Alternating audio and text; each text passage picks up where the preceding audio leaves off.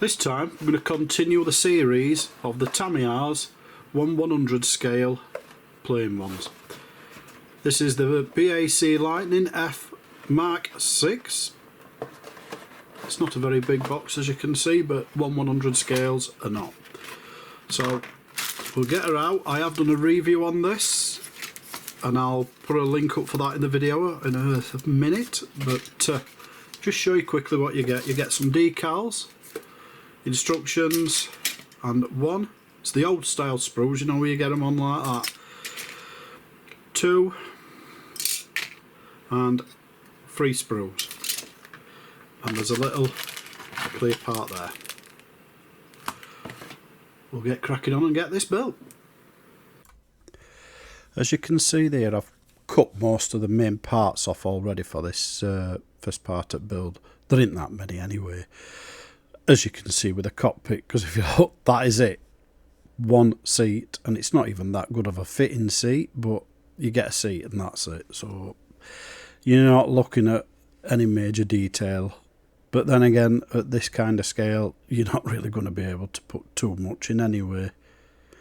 Would have been nice to have had a bit of instrument panel detail or something a little bit more than that, but hey. Just put a bit of grey now just around this section. Whether you'll see it or not is another matter. And I wouldn't say this is the greatest fit in the world, but I've known worse, that's for a definite. There is a little bit of sanding to be done once I've glued it all together. Where I got paint actually on where I'm gluing now, I actually wiped that paint off with cotton bud using a little bit of isopropyl alcohol just to make sure that you get a good glued seam here. And I always use Tamiya extra thin. It's my favourite glue. Used it for donkey's years, literally. And you'll see here when I'm just putting these in, it's not the really isn't the greatest fit, as you can see there. Really isn't. But I mean, wait until I turn it. Oh, that don't look too bad. And then look at that for a seam line. So, well, it just, these I'll be filling after. There's nothing you can do about that. And this nose piece, right, I put it on first like that, thinking, oh, that don't look right good. It's not right good. I'll put it other way around. Phew, that's even worse. So straight back to where it was. And in all honesty, I don't know whether it's a bad mould or whatever, but it ain't a perfect fit. It's slightly off skew. These are okay. These fit in nicely. You don't have a problem with them. As you can see there, they just slot straight in and they hold well. And there's no real filling needed or out on them. And for the exhaust at the back from engines, again, just sits in, push it up. Yes, done. Well, I say that. Better put a bit of glue on first.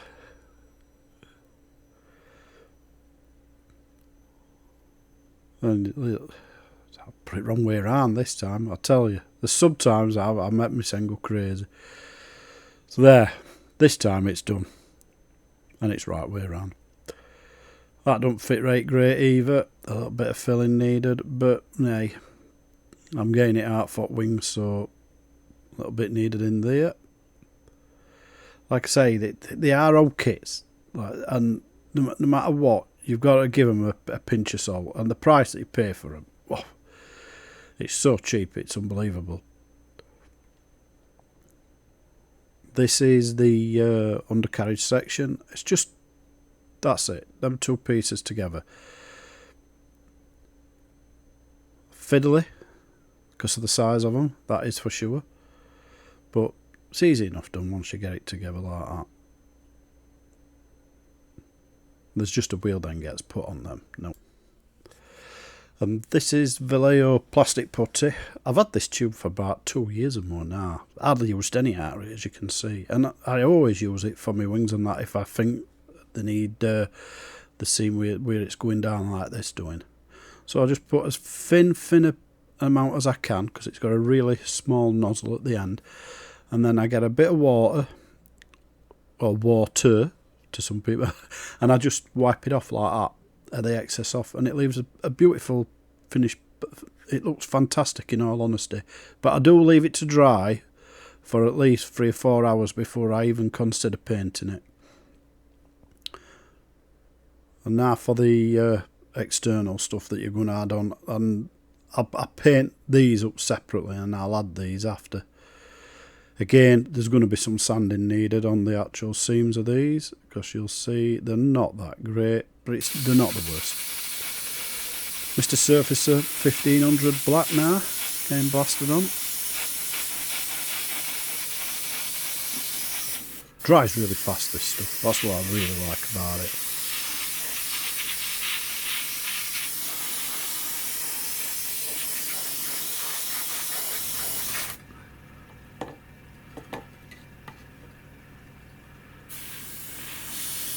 And it goes on, even if you kind of overdo it a little bit, by the time it's dried, it's very, very flat. So you don't have to do too much of like pooling effect, so like that. It doesn't seem to do it. This is why I like it so much. And it's so strong of a primer compared to the Vallejo one I've used before.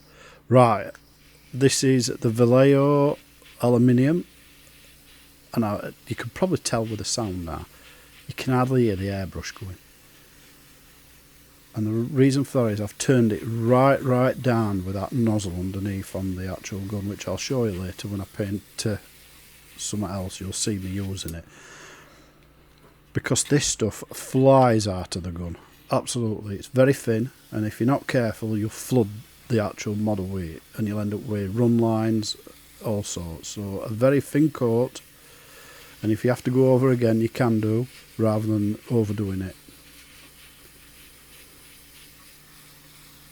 But it goes on lovely. And it dries absolutely beautiful, especially on a nice black surface underneath. So this is where you'll see now, as I was saying. So I'm putting white on, and now it's too powerful. So I've just turned it down a bit more. And here you'll see now I've got more control over what I'm doing with. Not all airbrushes have that. That's where you're having to then do it with your compressor instead. You're turning down the actual PSI, whatever you want to call it, the bath of the actual air that's coming out, so it's not as strong. So it is nice when you've got it on an airbrush like that, because it's very quick and you can keep your airbrush at what you normally do. Mine's about 17, 18 as a normal.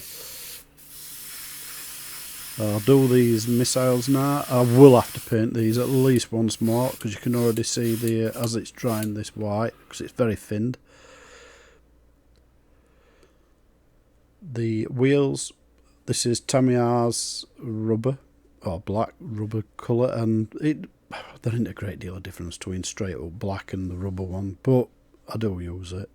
I've got another pot of it actually, a full one. I don't know what I've bought Tamiya's for. I should have bought a different version, because this stuff, if you're not careful, it's terrible to paint with a brush. But they're only little, so I should get away with it okay. And again, Tamiya's, you can see this one's nearly done and all. Pox, the pot itself, you can see how much crud's left at the top, but this is just your metallic gunmetal, I think it is. I'm pretty sure it was.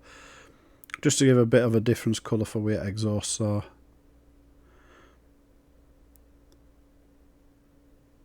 You just that last bit, but I'm not doing tons of weather. I'm not doing nothing like that with it.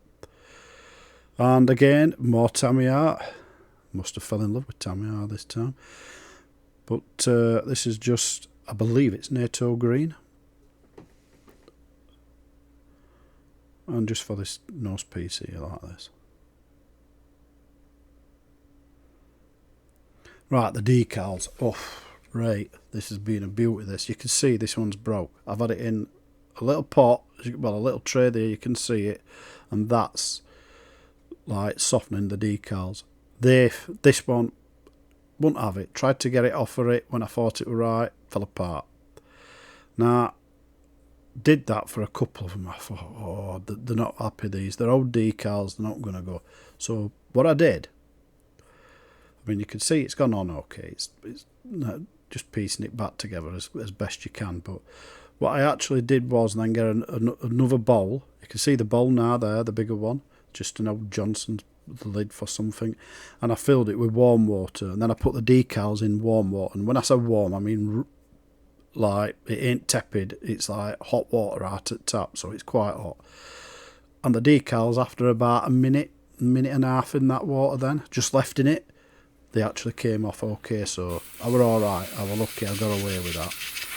This is gloss, this is just Tamiya's gloss, not gone for out special or out.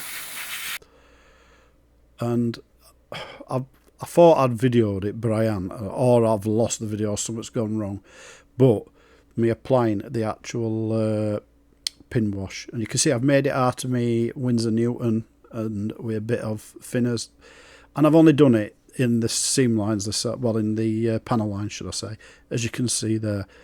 And I'm just rubbing off any excess, and it's just to give a little bit more depth to the model, because without doing this you couldn't really see much of the panel lines and stuff like that. It's just all silver. It cleaned off okay, it's not a problem. And if you do have a bit that don't want to come off, you can actually just use a bit of thinners to take it off. Now putting the undercarriage sections on, and you can see I've put the wheels on already.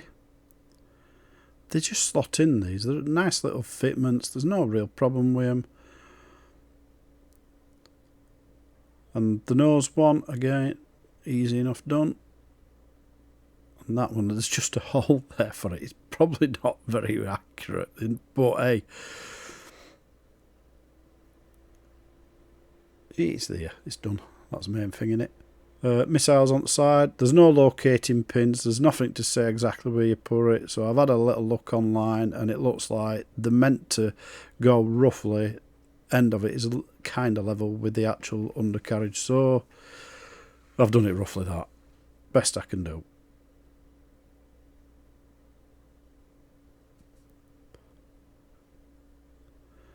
And there's a couple of more undercarriage pieces just to put on. There's part at doors, just at sides. And this again, there's no like locating pins or anything with these ones. It's just a case of sit it in, hopefully you get it right, and that'll have to do. And these on the top, these just push into the slots there. Right, I'll admit I made a bit of a mistake with one of them. I put the glue actually in the hole first. When I pressed it in, it's the far right one. Bit of glue came out and ruined a bit of paint, but hey, refueling probe, that just gets pushed into there. It looks counter wrong because it's like pointing in the wrong direction, if you know what I mean. It's like well away from where the actual canopy is and that. But I suppose with the missiles at the side and stuff like that, they've got to. See, just looks a bit, I don't know. Maybe it's me. But yeah, that's it. It's on the right angle, as I say. Yeah, I'm just blasting on a bit of Winsor Newton flat varnish. The reason I'm doing that is I like my kits, all the paint, once it's all done, to look uniform. I don't want really bright shiny bits and then dullers all over, so I just put a nice flat varnish all lot. Now, my canopy, as usual, I'm just putting a bit of Elmer's purple glue. It says purple, dry, it tells you it dries clear. And it's just like white glue, in all honesty. Just makes it a bit easier to see where you've put it, that's all. And I'll just put a bit on it, and then I just sit it onto the model like so, and then try and line it up the best I can. And I'll be honest with you now, this is not a nice fitting canopy, I can see it already. But yeah, well, I mean, any smudges you make with this glue, if you get a lot on it, you can actually just wipe it off with a wet cotton bud, or even a bit of water on a brush will do it. Well, it's second in my 1/100 scale that we've completed now. as you can see. It's a nice little kit. I will state, you can see there on the box, you've gotten some black lines underneath. Now normally on the 172, 148 scale ones, you usually get decals for that. Well, on this, obviously, you'd have to paint it because there's no decals. And as you can see, trying to paint that kind of lines like it's showing you there on the, I ain't going to be able to do that. I'll just ruin the kit, in all honesty. Nah, I ain't got that kind of skill. Not now, that's for sure. Now I'm getting on a bit. But other than that, it's not a bad little kit. I will state that canopy is not a good fit. You can see there. We've got a gap around the back there, and it doesn't kind of sit 100% true to it. Now, the Yorkshireman A6 I've done already, that canopy were a bit like that. It wasn't a good one. Now, they are older kits. It's one of them. You just have to kind of live with it. I believe if they'd redid them, as in brand new moulds and everything, you'd never have that problem. But that's just what it is. But the kit does look well. It's a nice little kit, a 1/100 scale. They're next to nothing to buy. They really are. And as a little kit to add to your collections that's a different scale, because you don't get many kits of these kind of scales. There's the 1144 scale. They're even smaller, so you're probably looking about that big it'd have been. But they're quite fun. Little kits to do. They don't take you a long time. And you can just build one and enjoy it. And that's the whole thing of the hobby. That's why we do it. We do it for the fun of it. So I've got, I think it's 4 more left to do. So and then I'll have done all of them what I've been able to purchase in the series. If you've enjoyed watching the video of me building it, please subscribe, helps the channel. Give me a thumbs up, that helps as well. It all does, helps the YouTube algorithm. And other than that, thanks for watching, and I hope to see you around for next time.